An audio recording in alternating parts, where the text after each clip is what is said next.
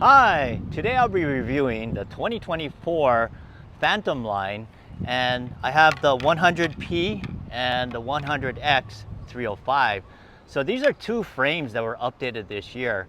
Unfortunately, the racket that I was playing with previously, the 100G, was discontinued. So today will be like a review, and I'll eventually make a racket switch probably between one of these two rackets. Now I have a guest reviewer today. His name is Albert Murata, so I have him come up here. He's currently the Pacific University men's assistant coach, and he's visiting here. So thank you for coming over all the way from Oregon. He's actually my son, so he's visiting me. But he was kind enough to volunteer for this review. So Kobe, what racket do you play with, and what string setup and tension are you currently using? Right now I'm playing with the Prince Tour 98, and I use the 16 gauge Hyper G, and I string it at 48. Okay. So on these rackets though, what I did is, I think it's always vital that the rackets that are reviewed, or even in my demo program, that I have it strung according to the specs of the player using it. It'll be to my specs though, so I'm not sure how Kobe will like these rackets strung the way it is. The mains are Prince Lightning Pro 17 gauge, and the crosses are Prince Vortex 18, which is the polyester strings. So I'm not going to tell him the tension, but and I'll tell you what the specs are later in this review. So Kobe and I are going to do some warm-ups, and then we're going to have a skills test and see how these rackets perform. All right, let's get into it. Kobe and I started the skills test by doing a ground stroke challenge, and for this particular drill here, we're hitting deep cross court into that back area of the court. And for each of the skills tests, we played a game called Lucky 4 Ball, where we're accumulating 4 points, but whoever gets that fourth one into that box wins. And then after we finished one game, we played another one, we switched rackets, and so we got to hit both sides, hitting with both rackets in 4 challenges per skills test. For our second ground stroke skills test, we were working on angles and trying to get it no deeper than the service line, and it had to land in the alley. So you can see that we switched sides right there. I did have to use my backhand slice though, but the goal was to make it land in the alley and angle off the court. For our volley skill test, we started off with deep volleys. You can see that we switched off right there, and it's that deep corner that we're aiming at. Then we switched it out and we're working an angle volley, so we had to hit that ball hopper to get a point. And then of course we switched sides and we got to play with each racket twice. Finally, for our serves, we were working on accuracy and spin. So on the targets that were placed in the service box, we had to aim wide. On the deuce court, we're using a slice serve, and on the ad court, we're hitting a topspin serve. All right, so we just finished our skills test, and I have the results here, so I'll reveal that. But what I thought would be good is we'll go over each of the strokes and skills tests that we did do. So we'll start with Kobe's comment. And so we started off with ground strokes, and that was the drill that we went for a deep cross-court shot. So overall, what did you think about the two rackets when you're trying to hit deep? Trying to hit deep, I thought that the yellow one, so that's the 100X, I thought I could get a little bit more, there's a little bit more pop to it, a little bit more power. And yeah, the red one, the 100P, I thought it had a little bit of better accuracy. And then we also did the angle shot drill. So how about when you got to like touch and trying to get that angle? No, yeah, I would say the same thing. The red one, yeah, it was just a lot easier to I guess curve the ball. Yeah, coincidentally, I felt the same too. When I was using the 100X, I felt like I didn't have to work as hard to get the ball deep. But the funny thing is when we switched back and forth, we tried to warm up a little bit just to kind of get into the groove of the racket itself. And when I was using the 100P, whenever I started to use that, it launched a little bit. But then once I got the feel of it, yeah, I felt a little bit more connected to that racket in general. On the depth, the depth was easier though with the 100X. And then when we got into feel, I liked the 100P better. So here's the results. So on the ground strokes, when we went for depth, Sorry, I won that one. When we went to the angle touch drill, then Kobe won that 3-1, and I won the first one 3-1. All right, so then we did some volleys, and we did some deep volleys, and we did some angle stuff. So how about if you just maybe comment on those two areas? Yeah, I mean, I thought they were pretty similar, pretty comparable. I feel like whenever I test rackets, though, the volleys don't differ a whole lot. I feel like I can adapt pretty well to the volleys, but I think overall, if we were to do reaction volleys, I'd probably prefer the 100X. Yeah, the 100X. Yeah. Just because I think it's a little thicker beam. I think it'd be more sturdy, a little bit stiffer. So I think if I had to choose, I'd probably choose the 100X. Okay, and like the ground strokes, I felt that when we were going for depth, the 100X was easier because of the fact that, you know, I didn't have to work as hard. But on the angle volleys, I definitely felt like a little bit more, like as if the racket the ball stayed on the racket a little bit longer. And by the way, the string tension on the rackets, I didn't tell Kobe earlier. What do you think it was? Definitely less than 50, and probably like maybe anywhere from 46 to 48, maybe. Okay. Well, the mains was 42. Oh, okay. And the crosses is 40. So anyway, that's my normal spec. So yeah, I wanted to make sure it was comfortable for my arm and just so that I could feel it. So on the skills test, when we did the deep volley drill, I won that one 3-1. But when we got into the angle touch volleys, which I thought I would win because that really is my game, Kobe won 4-0. So he dominated in that area with those with both rackets. All right, so then we did serves, and what we did is I didn't do flat serves because I was trying to protect my arms. So we just worked on spin. We went wide slice on the deuce court and a wide topspin serve to the ad court. So how was it for you on the serves? I think it's just the same reoccurring theme. I think with the 100P, the red one, yeah, I felt like I could angle it a bit better, maybe get a little bit more spin on it. But yeah, I think if we were to do flat serves, I think I'd probably hit a little bit harder with the 100X.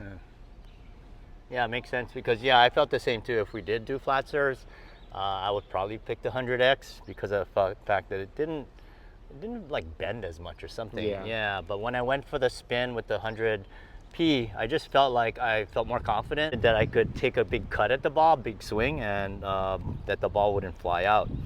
So on the serves, it was a tie. So it was 2-2.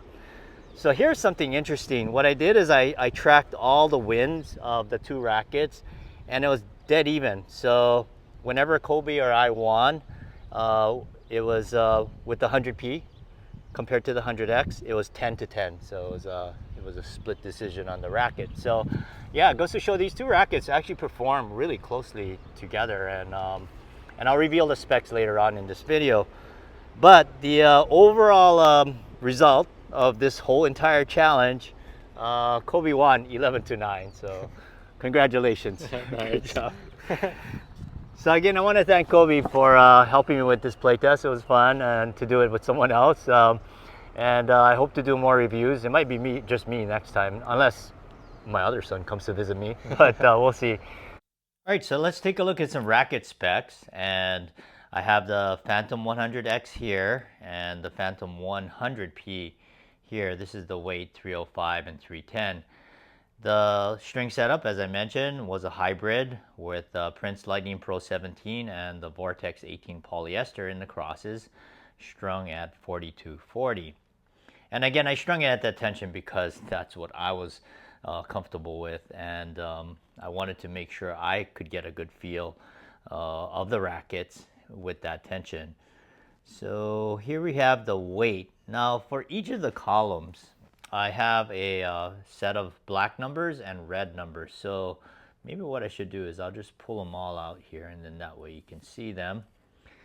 But let's just take a look at each of the columns and the black numbers going across first, because what this represents is the measurements that I took. But because the reason why there's a range here from 305 to 311, of course, not every racket is exactly the same.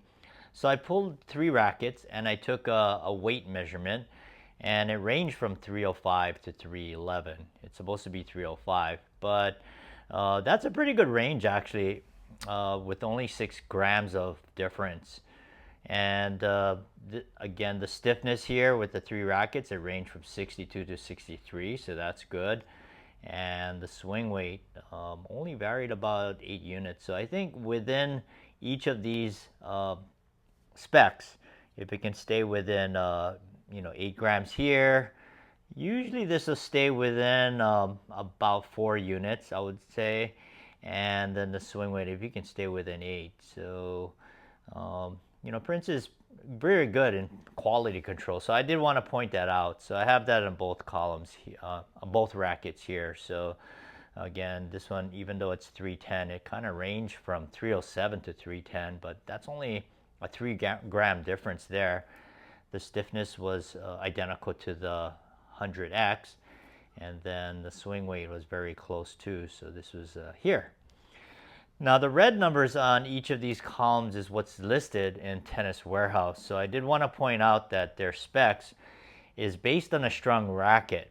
And I'm not sure what gauge or what type of string they're using in those measurements. But I find that their measurements are about 15 grams heavier than what the unstrung racket is, and 15 grams is about a half an ounce. So I just wanted to point that out because that's what they have listed here. In terms of the stiffness, it is lower because when the racket is strung, it does come out with a lower value. I find it's usually just 2 units less, but in this case, if you look at this, it was about 3 to 4 units. And the reason why I know that is when I string a racket, I always measure the racket before and after, and it's pretty consistent at 2 units usually. In terms of swing weight, you're looking at 25 units of difference between the strung racket and the unstrung here. So again, I just wanted to point that out so that you could see that the specs are on Tennis Warehouse is based on a strung racket and what the difference is between that and an unstrung racket. In this last column, I have the string pattern and the beam width. And of course, that's not going to change whether it's strung or unstrung. But both of these rackets have a 16 by 18 string pattern. And you can see that the beam width, though, is different. So on the 100X, it's on the Prince rackets, they have CTS, which is constant taper beam. And that measurement, the 22, is at the tip of the head. Then the 20.5 is around the throat area, and the 18 is right above the grip in the shaft. So you can see that the 100X did have a thicker beam width if you're comparing the two. So that would explain why Kobe and I in the playtest felt that the 100X did have more power, even though the stiffness was the same. The beam width is, I think, what made the difference in the way it felt in that way. And then, of course, the 100P being the thinner beam had a little bit more give to it, and I felt like it had better touch in the shots that we're hitting, especially with the angle volleys and the angle shots, and also the spin on the serve. All right, I wanted to point out a couple of frames that are similar to these Prince Phantoms in case you're shopping for a comfort type of racket, or maybe you're using one of these and just looking for something slightly different. So I have the Wilson Clash Pro 100 version 2, and you can see that the weight matches up really well. So does the stiffness. The swing weight is comparable. The only difference here would be the string pattern. You can see that it's a denser string pattern at 1620. The beam, though, is quite a bit thicker. It's a straight beam construction, no tapered beam like the Prince. So that is a difference there. And it does bend a little bit different in terms of the stiffness. So even though it's at 59, it has kind of a unique feel. The other racket is a Head Gravity 100. The weight comes in a little bit lower, though, at 312. Stiffness is comparable. Swing weight is comparable. And again, it has that denser string pattern at 1620. And it has a straight beam construction at 22 millimeters. So you can see that these two rackets are comparable in specs. The Main two things that stand out would be the string pattern and the beam width. But if you have the opportunity to demo these rackets side by side, that would be the best thing to do, because sometimes the specs doesn't tell the entire picture. So let's go back to the two Prince Phantom rackets, because earlier in this video I mentioned that I will be making a switch to one of these two. And I was playing with the Phantom 100G, which was discontinued in this update. So instead of me telling you which racket I'll be switching to between the Prince Phantom 100X and the Phantom 100P, I'd like to hear from you. So if you want to leave a comment and tell me which one you think I'll be switching to, I'll leave it up for a week, and then I'll see what comes in, and then eventually I'll post it on the video description. But yeah, I'd love to hear from you. All right, so in summary, I did want to talk a little bit about this family of 5 frames in the Phantom updated series. And in this series, there are 3 types. There's the X, the P, and the G. And although these letters don't stand for anything specifically, here's my twist on what I think they should stand for. So we have the X, which has 3 models, and we'll start off with the 290. And I'm going to say the X stands for next generation. The 290 is the lightest, and we'll call it the little brother of the 305. And what's really nice about this is that it has the same swing weight and stiffness as the 305. And all of these 100X frames have a more rounded aerodynamic construction, and also has a more powerful and crisper feel. And then next we have the middle child, the 305, which is the most popular of the 3. And we have the at 320 on the weight, and it has an 1820 string pattern, which offers great control for flatter hitters. Now if you'd like to learn more about these 2 frames, my friend Ken Okamura, he has a YouTube channel called Open Court, and it did a review on these 2 rackets, so I'll leave a link down below so you can check that out. Next we have the P, and I'm going to say that the P stands for player, but not any old player, the traditional player, because of its box beam construction. And you can see here it's the old school style, and it's excellent for feel and touch, and it is the thinnest of the Phantom rackets in their line. And finally we have the G. Remember the old Prince original graphite, POG? That's what I'm going to say this stands for. This has the box beam construction like the P model, but check out the iconic crossbar stabilizer. If you need advice on which Prince racket would best suit your game, I'll be happy to consult with you. Just send me an email at amstringing@gmail.com. If you live in the state of Hawaii and would like to demo a Prince racket, I'll be happy to consult with you, figure out your best string setup, and then ship one out to you for your custom demo experience. Thanks for watching. Play with Prince, and let your strings play.